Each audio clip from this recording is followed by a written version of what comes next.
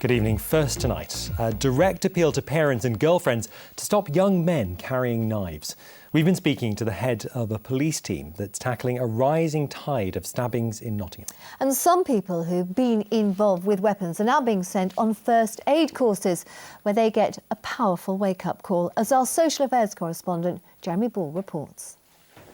The grim aftermath of another stabbing. There have been 10 fatal knife attacks in this region already this year.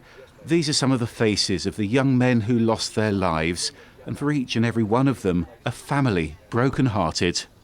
So now the police here in Nottingham are going to target parents and girlfriends who could be affected.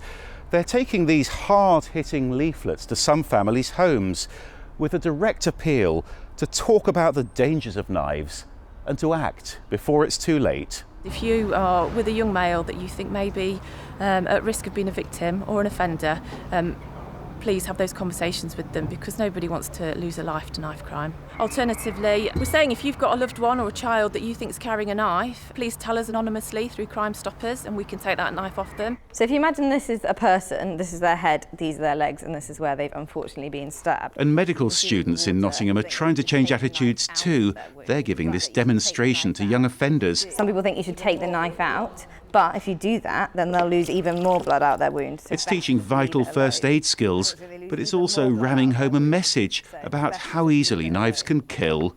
A lot of the young people want to know, where they can stab someone and cause the smallest amount of damage, but what we're saying to them is actually you can cause a huge amount of damage no matter where on the body somebody has a stab wound. You can get an infection, you can bleed a lot, you can die as a result of a stab wound anywhere. But it's hard to stop people getting hold of domestic knives, so the police want parents to check their kitchens in case one's gone missing.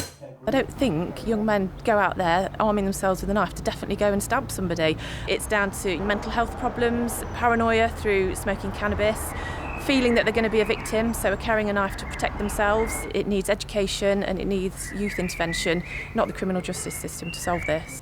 And as the police deal with more and more stabbings and more knife-point robberies, tackling a culture of carrying knives is now the Nottinghamshire Force's top priority. OK, well, Jeremy has joined us now in the studio. Jeremy, obviously a concern, but why are the police so worried about it now? Well, it's partly those rising numbers, of course. That's happening across the country, and in fact there's been a particular problem with that in Leicester so far this year. In Nottingham, though, they're also worried about the ages. Leona Skur told me they're finding knives on 14-year-olds, but community workers have told her about 8-year-olds taking knives into school. Now, of course, while that might be for protection, the problem is if there's a fight, things escalate and it can go wrong very quickly.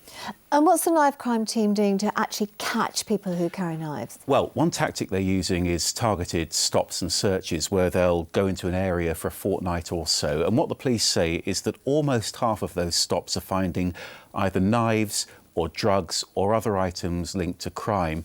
There is one problem, though, that's emerging, where serious offenders are trying to avoid getting caught now by hiding knives away in public places. And in Nottingham, they're now finding knives hidden in bushes, in walls and even buried.